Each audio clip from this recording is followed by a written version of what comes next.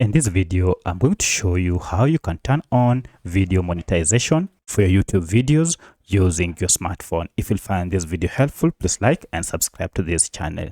As you can see, I have this video, but the monetization is turned off. Now to turn on monetization on this video, just go ahead and tap on this pencil icon here for edit video, and this will take you to this page.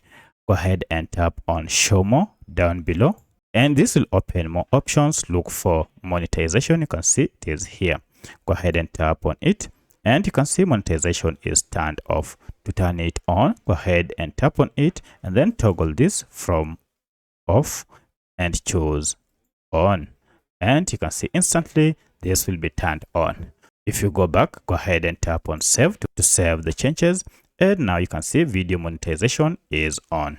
So that's how you can turn on monetization on your YouTube videos using your smartphone. If you have any other question, kindly let me know in the comment section. Otherwise, thanks for watching, and let's meet in the next video.